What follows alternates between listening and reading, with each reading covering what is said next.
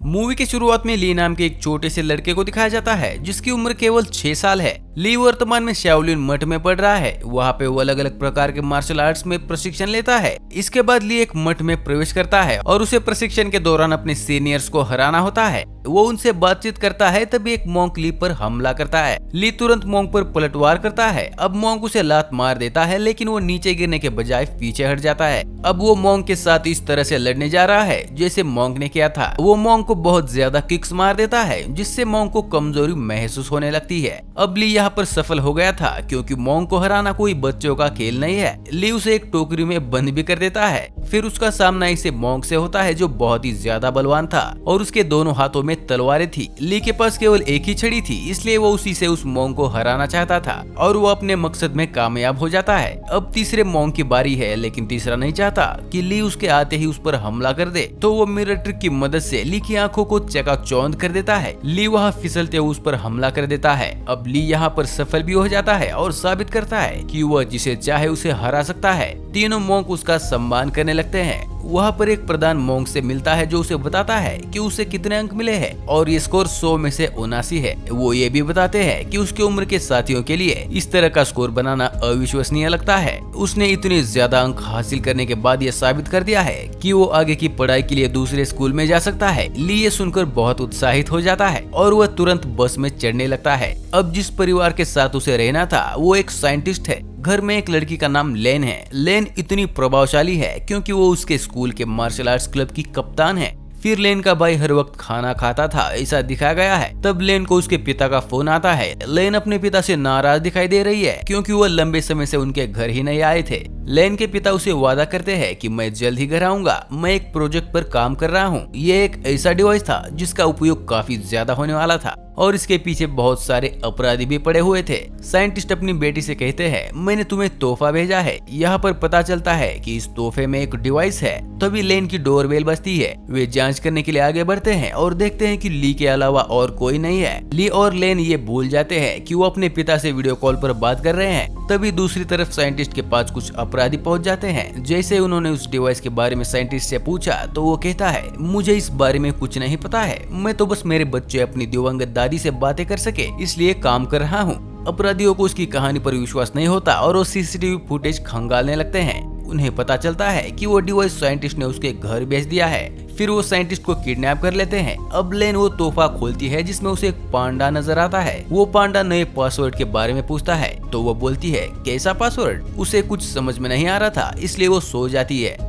अगली सुबह लेन और ली एक साथ स्कूल जा रहे थे। लेन ने उस पांडा को अपने बैग से चिपका दिया है। अब उन पर काफी देर तक गैंगस्टर नजर रखे हुए थे। तब उन्हें पता चलता है कि ये वही डिवाइस है जिस पर साइंटिस्ट काम कर रहे थे। लेन के बैग से पांडा छीनकर बदमाश भागने लगते हैं, लेकिन ली मार्शल आर्ट्स का इस्तेमाल करते हुए उन तक पहुंच जाता है। लेन उसे देखकर काफी मोटिवेट होता है। अब ली और लीन उन्हें एक साथ सबक सिखाते हैं और पांडा वापस ले लेते हैं। लेकिन वो आदमी फिर पांडा छीनकर भागने लगता है। तभी सारे बच्चे वहाँ एक डस्टबिन लाते हैं। उस आदमी के पास और कोई रास्ता नहीं होने के कारण वो उसमें ही कूद जाता है। ली छोटा होकर भी कितना ताकतवर है ये देखकर सभी बच्चे हैरान हो जाते हैं। फिर उन्हें टीचर बताते हैं कि जो भी फिटनेस में अच्छा होगा उसे अगली क्लास में सीधे भेज दिया जाएगा। सभी बच्चे अपने आप को फिट समझ रहे थे, लेकिन लेन का भाई बहुत चिंतित था क्योंकि वह मोटा बच्चा था और उसका वजन बढ़ता ही जा रहा था। मास्टर सबसे पहले उन्हें दिए गए समय में 100 मीटर दौड़ने के लिए कहते हैं। अब सभी बच्चे इसे शुरू करते हैं, लेकिन ली एक ही समय में 200 मीटर की दूरी तय करता है, लेकिन बाकी बच्चे एक भी राउंड पूरा नहीं कर पा रहे थे। बाद में सबसे पुशअप्स करवाए जाते हैं। सभी बच्चों के पास उस समय में 5 पुशअप्स करने होते हैं, जिसमें ली 100 पुशअप्स करता है, वो भी एक ही हाथ में। फिर उन्हें कूदने के लिए कहा जाता है। ली यहाँ पर आराम महसूस कर रहा था क्योंकि उसे इस दौर से कोई परेशानी नहीं थी। कूदना तो उसके लिए चॉकलेट खाने जैसा आसान था। दूसरी तरफ साइंटिस्ट को भी दिखाया जाता है, जहाँ पर गैंगस्टर्स उसे काफी सता रहे थे। अब सीन स्कूल की ओर बढ़ता है, जहाँ दिख रहा है कि लीन का मैच होने वाला है। ली सोचता है कि चलो मैच में तो कम से कम एक दूसरे से मुकाबला हो जाएगा। वो लीन से भी ये बात कह देता है। अब उनके बीच एक मैच का आयोजन किया गया है। सभी बच्चे उत्साहित है क्योंकि दोनों सर्वश्रेष्ठ खिलाड़ी एक ही समय में एक दूसरे से प्रतिस्पर्धा करने वाले हैं। सभी बच्चे ये जानने के लिए बेहद उत्सुक थे कि कौन खेल जीत सकता है। सभी अपनी अपनी सीट में खड़े होकर आगे आए थे। अब अपराधियों के लिए लिए अच्छा मौका था। अपराधी नीचे आते हैं और पांडा को निकालने लगते हैं, लेकिन वो फंस गया था। दूसरी तरफ लियो और लिन का मैच हो रहा था। सबसे पहले वो एक दूसरे को डिफेंस करते हैं, लेकिन जब अटैक करने की बारी आती है तो दोनों भी मना कर देते हैं, इसलिए मैच ड्रॉ हो जाता है। फिर सभी का ध्यान उन चोरों पर जाता है। लियो और लिन उन पे हमला करते हैं, लेकिन वो गैंगस्टर एक लड़की को बंदी बनाकर पांडा को अपने साथ ले जाते हैं। इसके बाद लेन प्रिंसिपल ऑफिस जाती है और पुलिस को सूचना देती है कि उसका डिवाइस चोरी हो गया है। पुलिस उन्हें यह कहते हुए आश्वस्त करती है कि चिंता मत करो, हम आपको आपका डिवाइस लौटा देंगे। दूसरी तरफ ली उदास मूड में दिख रहा है, जो सोच रहा था कि वो ही सबके लिए जिम्मेदार है, क्योंकि उसके कारण ही मैच शुरू हुआ था।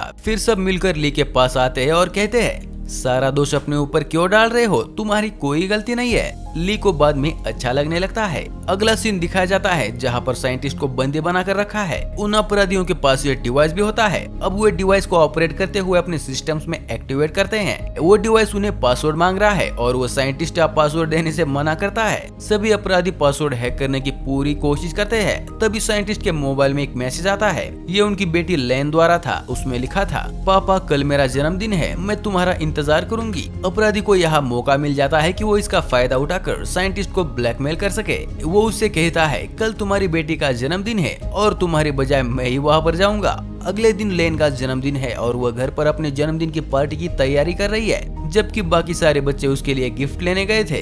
लेन को उसके सेल फोन में एक मैसेज मिलता है जो कि उसके पिता का ही था। वो अपनी बेटी से मैसेज कर रहा है, मेरी बेटी बाहर आओ, मैं तुम्हारा इंतजार कर रहा हूँ। लेन उत्साह से अपने घर से बाहर आती है तो उसके पिता के बजाय उसे गैंगस्टर्स नजर आते हैं। वे उसे अपने साथ ले जाते हैं, लेकिन मौके पर सभी बच्चे सौभाग्य से वहाँ पर पहुँच जाते हैं। सभी बच्चे साइकिल से उनका पीछा करते हैं और उनका पीछा करते हुए साइंटिस्ट की प्रयोगशाला में पहुंच जाते हैं। लेन के गले में एक आदमी ने चाकू लगा रखा था। अब साइंटिस्ट को पासवर्ड के बारे में कुछ भी नहीं पता है, क्योंकि उन्होंने वो डिवाइस तो अपनी बेटी के लिए दिया था। ये लेन ही थी जिसने पहले उस डिवाइस को सक्रिय किया था, इसलिए डिवाइस ने उससे पासवर्ड की मांग की थी। अब लेन ही इस पासवर्ड को खोल सकती है। वो उससे पासवर्ड पूछते हैं, वो इस पर जवाब देती है, कैसा पासवर्ड। ये वही शब्द थे जो उसके द्वारा पहली बार बोले गए थे। डिवाइस तुरंत चालू हो जाता है। अब गैंगस्टर्स अपने डीलर से सौदा करने जा रहे थे, तभी ली और लिन बाहर से अंदर आते हैं और उनसे लड़ने लगते हैं। लेन का छोटा भाई अपनी बहन और अपने पिता को वहां से छुड़वा ले जाता है। गैंगस्टर को जब लगता है कि उसके सारे लोग मारे गए हैं तो वो अपना ब्रीफकेस उठाते हुए दौड़ना शुरू कर देता है। लेन और साइंटिस्ट उसके पीछे भागते हैं। लिन उस गैंगस्टर के बॉडीगार्ड के साथ लड़ रहा था। वो बहुत ज्यादा ताकतवर था, इसलिए लिन को उसे हराने में थोड़ी सी दिक्कत हो रही थी। फिर ली उसके पास जाता है और दोनों मिलकर उसे धोने लगते हैं। अंत में वो समय आ जाता है कि वो आदमी उनसे हार जाता है। इसके बाद पुलिस ने लैब में छापेमारी करके बाकी बदमाशों को गिरफ्तार कर लिया है। लेन, ली, साइंटिस्ट और सभी लोगों को सफलता मिली थी और बच्चों को उनकी बोल्डनेस के कारण सम्मानित किया जाता है। यहीं पर मूवी खत्म हो जाती है। तो दोस्तों, आपको कैसी लगी वीडियो नीचे कमेंट करके जरूर बताना। और हर वीडियो बनाने के लिए हमें बहुत सारी मेहनत करनी पड़ती है, तो प्लीज वीडियो को लाइक करके ज्यादा से ज्यादा शेयर जरूर कर देना।